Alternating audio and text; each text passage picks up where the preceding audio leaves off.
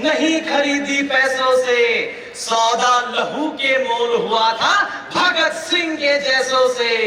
कितनों ने गोली खाई थी, कितने लटके थे फंदों पर, आजादी की डोली उठी है कुर्बानी के कंधों पर, कुर्बानी के कंधों पर। मित्रों, आज गणतंत्र दिवस के इस शुभ अवसर पर सर्वप्रथम मैं इस पुण्य धरा को नमन करता हूं जिसने हमें किसी राज्य की प्रजा नहीं बल्कि राष्ट्र के नागरिक होने का गौरव दिलाया है।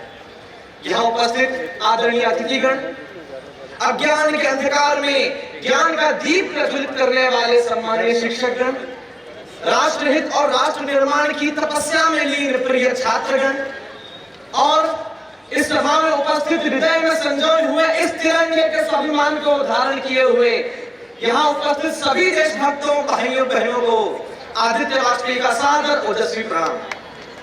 मित्रों, मैं आदित्य वाजपेयी भारतवर्ष के मध्य प्रदेश की प्राचीन आध्यात्मिक एवं ऐतिहासिक तीर्थ नगरी उज्जैनी से आता हूं और आप सभी को गणतंत्र दिवस की हार्दिक शुभकामनाएं देता हूं। मित्रों, भारत माता,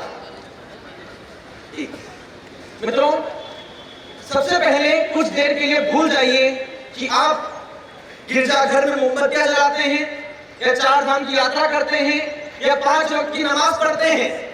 क्यों? क्योंकि आपका धर्म, विचारधारा या कौम कुछ भी हो, सबसे पहले आप, मैं और हम सब दिल से हिंदुस्तानी हैं। इसलिए मैं आप सभी के समक्ष अपने वक्तव्य को प्रारंभ करने से पहले एक प्रश्न पूछना चाहूंगा।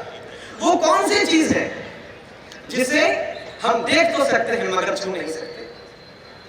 यही प्रश्न सन 1947 से पहले कक्षा में किया गया था। उस कक्षा में अनेक विद्यार्थियों ने इसके अलग अलग उत्तर दिए। किसी ने कहा कि हम सूरज को देख तो सकते हैं मगर छू नहीं सकते।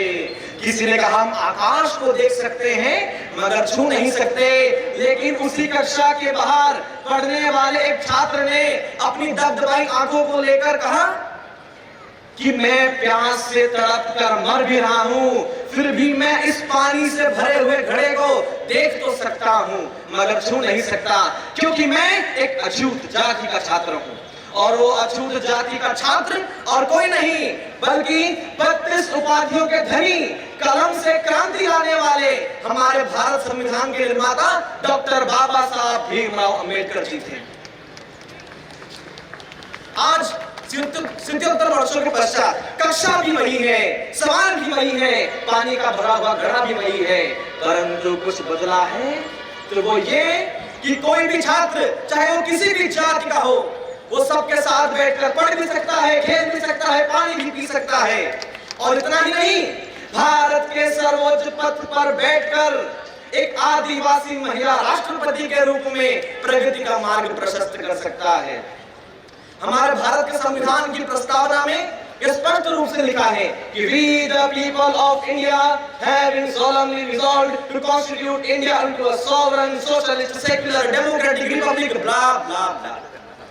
ऐसे में तो विश्व के सबसे बड़े लिखित संविधान के अनुच्छेद 14 से 18 में जातिवाद को वर्जित करार देकर हर भारतीय को समान अधिकार प्राप्त है।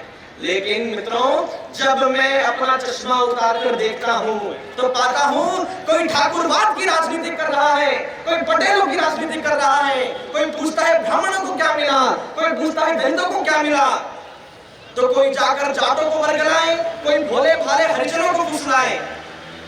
मित्रों, ये मंडल से लेकर कमंडल तक ये कैसी राजनीतिक होड़ मची है जिसमें हमने जाति को सर्वप्रथम मानकर देश के विकास को भुला चुके हैं।